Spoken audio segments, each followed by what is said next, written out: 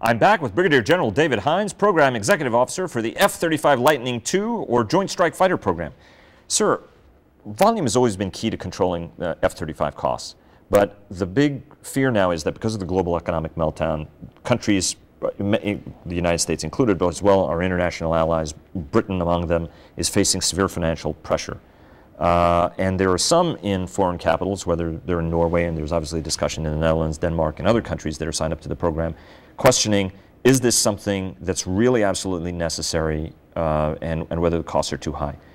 What's the status of the program internationally, and how confident are you that all these countries are going to be staying aboard? Well, I believe as a whole the partnership base is going to stay intact. What I also believe, though, is that the economic crisis is going to drive some changes in foreign exchange rates that are literally going to force partners to have to move some amount of airplane from the earlier buys to a little bit later. For instance, in Australia, they were at 0.94 last year to the dollar. They peaked down almost 0.65, and they're about 0.77 today. So any kind of a 30% change in your rate is going to affect your affordability on the number of airplane and perhaps even move you by a year. But I think substantially the partnership will remain the same, and we'll have to make those economic choices.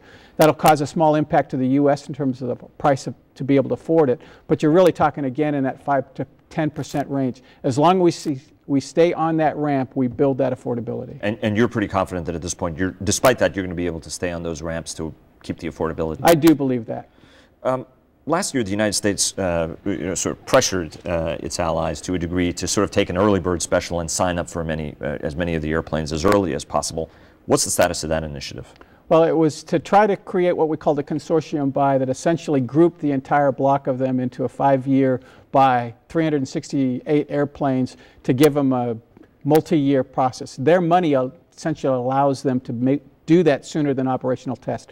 The U.S. does not, and in the end, it's difficult for those partners to sign up for a block buy, not knowing the exact price, because the U.S. quantities could vary. So I believe I will see some version of that for perhaps one nation, but there will always be an economic reopener based on the U.S. quantities, because that drives so much of the price of the aircraft.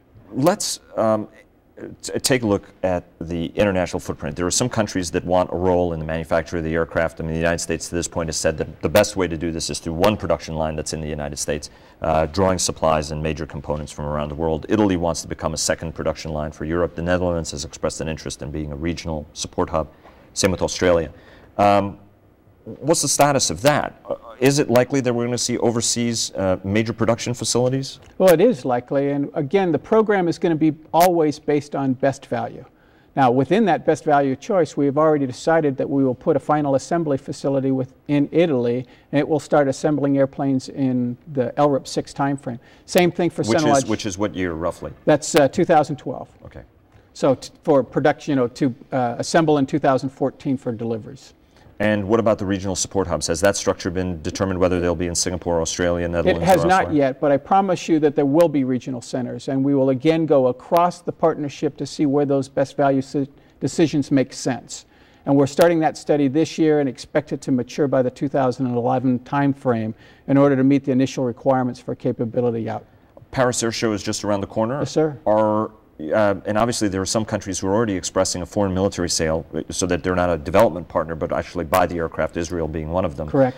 Or should we expect any announcements on other countries sort of coming aboard onto the program? I don't think you'll see announcements, but I think I have a case study working right now with Spain. I believe Finland will come in with a case study, and we will just continue on through all of those folks who have F-15s or F-16s today that are going to be looking for a future replacement. F-18s and even F-18s. F-18s. And the STOVL version, the Harrier version, if you will, of the F-35 is going to be coming into service in about 3 years, and Correct. It's perfectly reasonable to expect to see this aircraft, having its combat debut in Afghanistan.